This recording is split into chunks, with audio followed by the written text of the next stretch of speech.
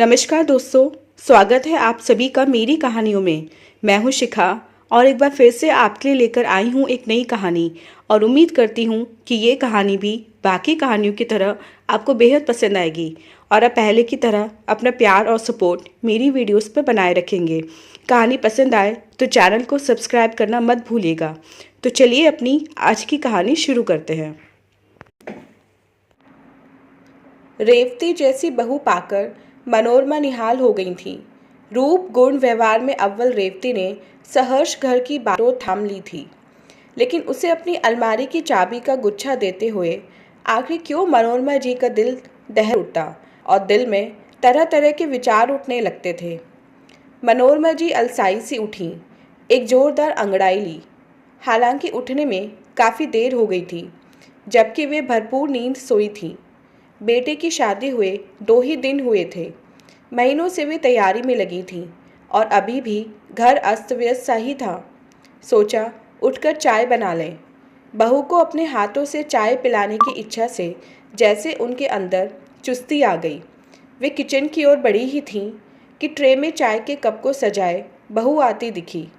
साथ में प्लेट में बिस्कुट भी रखे थे। चलिए मम्मी, साथ बैठकर चाय पीते हैं। कितनी थकी थकी सी लग रही हैं। पल भर को तो मनोरमा जी अवाक रह गईं।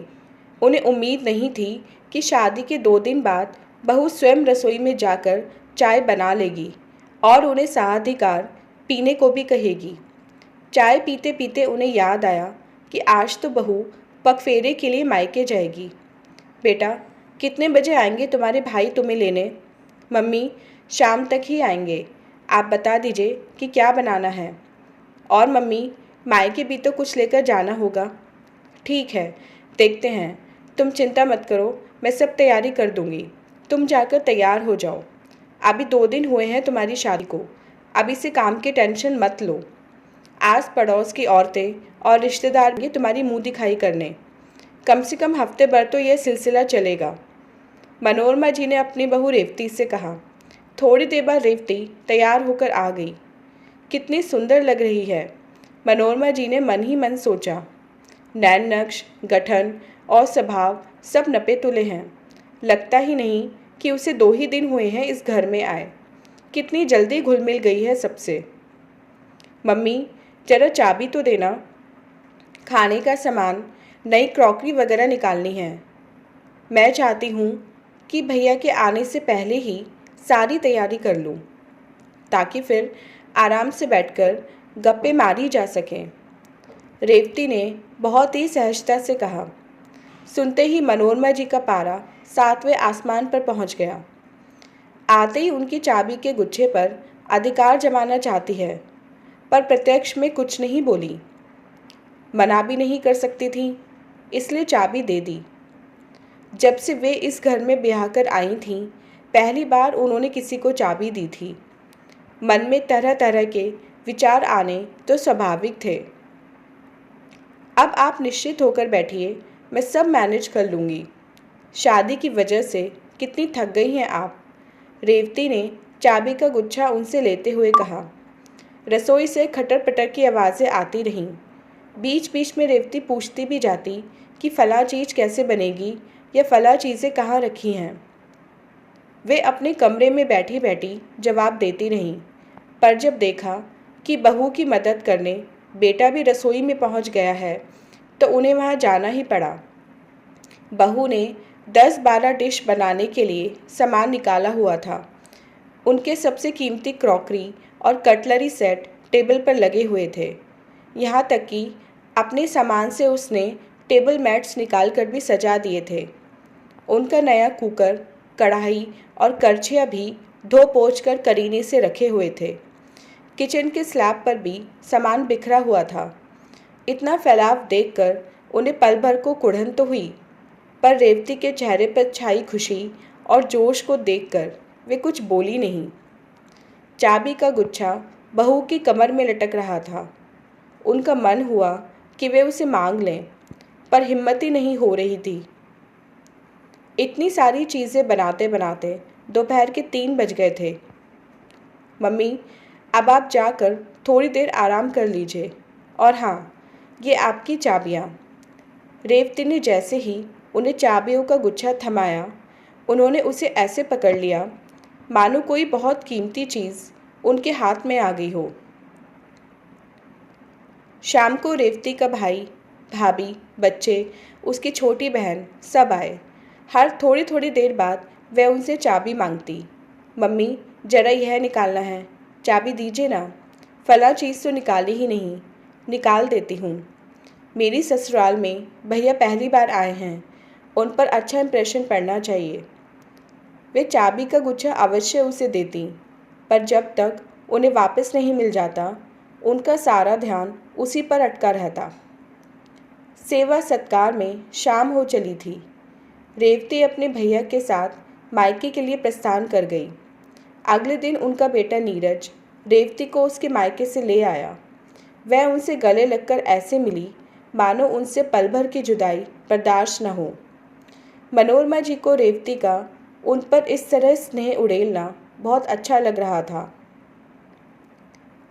पर भीतर से उन्हें यह बात भी तंग कर रही थी कि कहीं रेवती उनके चाबी के गुच्छे पर अधिकार कर उनकी सत्ता को ही चुनौती ना दे दे। रेवती का यूँ खुले मन से इस घर को अपनाना उन्हें बहुत खुशी दे रहा था, लेकिन एक तरफ जहाँ उन्हें रेवती का चुलबुलापन और उसकी स्मार्टनेस अच्छी लग रही थी, वहीं दूसरी ओर डरा भी रही थी। कितने ही घरों में वे ऐसा होते देख चुकी थीं कि बहू के आते ही बेटा तो पराया हो ही जाता है, साथ ही बहू सास को भी बिल्कुल कठपुतली बना देती है। मार्केट में उस दिन कांता ने भी तो उन्हें सतर्क किया था, संभल कर रहना मनोरमा, अब बहू आ गई है। आजकल की ये लड़कियां बिल्कुल मीठी छुरी होती हैं, लच्छेदार बातों में फंसाकर सब हथिया लेती हैं। तुम तो वैसे ही इतनी सीधी हो, कहीं ऐसा ना हो कि तुम्हें वह घर से ही बाहर कर दे। मनोरमा जी जब भी रेवती को देखती या उसके व्यवहार से खुश होती, उनका दिल यह सब मानने को तैयार नहीं होता था। रेवती उनका बहुत ध्यान रखती थी और उचित मान सम्मान देती थी। मम्मी, आज शाम को घूमने चलेंगे। सुबह ही रेवती ने उन्हें बता दिया था। उन्हें लगा कि कहीं पिक्चर वगैरह या डिनर का प्रोग्राम होगा, इसलिए प्रिंटेड सिल्क की साड़ी पहन वे तैयार हो गई। अरे मम्मी, यह साड़ी नहीं चलेगी, हम लोग डिस्को जा रहे हैं। चलिए, मैं देखती हूँ कौन सी साड़ी ठीक रहेगी। लेकिन मैं डिस्को में जाकर क्या करूँगी, तुम लोग चले जाओ, मनोरमा जी बोली। ऐसे कैसे नहीं चलेंगी मम्मी, एक बार चलकर तो देखिए, आप खूब एंजॉय करेंगी। हाँ हाँ मम्मी, आप और पापा दोनों चलिए ना। रेवती इतने प्यार से कह रही है तो मान लीजिए ना। नीरज ने भी जब कहा तो ना करने का सवाल ही नहीं उठता था। देखिए, ये नेट वाली साड़ी ठीक रहेगी, लेकिन इसके ब्लाउज़ की फिटिंग तो सही नहीं लग रही है। ज़रा स्टोर की चाबी तो दीजिए, मैं सिलाई मशीन निकाल कर इसे ठीक कर देती हूँ। रेवती ने फटाफट ब्लाउज़ ठीक कर दिया। सचमुच फिटिंग एकदम बढ़िया हो गई थी। मनोरमा जी को बहुत अच्छा लगा, पर उसने चाबी वापस नहीं की है, यह बात उन्हें खटक गई। डिस्को में जाने का मनोरमा जी का हालांकि यह पहला अनुभव था, पर उन्होंने इन्जॉय बहुत किया।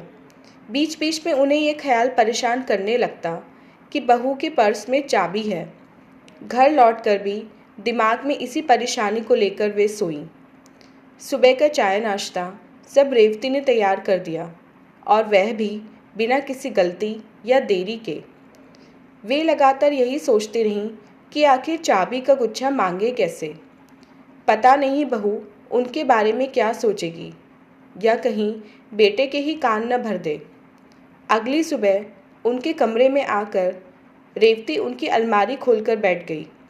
मम्मी, आपका आज वार्डरोब देखा जाए, जो बेकार साड़ियाँ हैं उन्हें हटा दें, और जो ब्लाउज़ ठीक करने हैं वे भी ठीक करके रख देती हूँ। मनोरमा जी उसे हैरानी से देखती रहीं, कहती भी तो क्या। कुछ देर खटर पटर करने के बाद वह बोली, मम्मी, बहुत थक गई हूँ, ज़रा चाय पिला दो। चाय बनाकर वे लौटी और ट्रे को कॉर्नर टेबल पर रख दिया। चाबी का गुच्छा वहीं रखा हुआ था। उसे देखते ही उनकी आंखों में चमक आ गई, लेकिन सवाल यह था कि वे उसे उठाएं कैसे। तभी रेवती का मोबाइल बजा और वह बात करने के लिए अपने कमरे में चली गई। मनोरमा जी ने तुरंत चाबी का गुच्छा उठा लिया, अपनी अलमारी को ताला लगा दिया और निश्चित हो काम में लग गई। चाबी का गुच्छा हाथ में आते ही उन्हें लगा मानो जंग जीत ली हो। उसके बाद से मनोरमा जी थोड़ा ज़्यादा सतर्क हो गई। रेवती चाबी मांगती तो वे चाबी देने के बजाय खुद वहां जाकर ताला खोल देती या उसके पीछे पीछे जाकर खड़ी हो जाती और खुद आगे बढ़कर ताला बंद कर देती। रेवती के प्यार और अपनेपन को देख मनोरमा जी का मन यह तो मानने को तैयार नहीं था कि वह उसका दिल दुखाने या अपमान करने का इरादा रखती है। इसके बावजूद जब जब वह उनसे चाबी का गुच्छा मांगती, उनके अंदर एक अजीब सी बेचैनी शुरू हो जाती। फिर उसे मांगने का बहाना तलाशने लगती। बेटा, स्टोर से कुछ सामान निकालना है, ज़रा चाबी देना। रेवती झट से कहती, मम्मी आप क्यों तकलीफ़ करती हैं, बताइए क्या निकालना है, मैं निकाल देता हूँ। वह इतने भोलेपन से कहती कि मनोरमा जी कुछ कह ही नहीं पाती। एक दिन मनोरमा जी को कुछ काम से बाहर जाना पड़ा और जल्दी जल्दी में वे चाबी का गुच्छा अलमारी में ही लगा छोड़ आई। सारा वक्त उनका दिल धड़कता रहा कि अब तो रेवती उसे निकाल कर अपने पास रख लेगी। जब वे घर लौटी तो देखा अलमारी बंद थी और गुच्छा नदारद था। वे सोचने लगी, न जाने मेरे पीछे से इस लड़की ने क्या क्या सामान निकाल लिया होगा। वैसे भी तो जब जब उनकी ज्वेलरी निकाल कर वे पहन लेती थी। मम्मी शाम को क्या खाना बनेगा? मैं और नीरज तो आज डिनर पर जा रहे हैं, आपका और पापा जी का ही खाना बनेगा। रेवती मुस्कुराती हुई उनके सामने खड़ी थी। रोटी सब्जी ही बनेगी, तुम परेशान मत हो, मैं बना लूँगी, मनोरमा जी ने कहा। पर उनकी आंखें चाबी के गुच्छे को ढूंढ रही थीं। उसकी कमर पर तो नहीं लटका हुआ था, फिर कहाँ है? आखिरकार रख ही लिया ना इसने। उनके मन में विचारों का तांता चल रहा था। पति ने पानी मांगा तो वे रसोई में आई। देखा स्लैब पर चाबी का गुच्छा पड़ा हुआ था।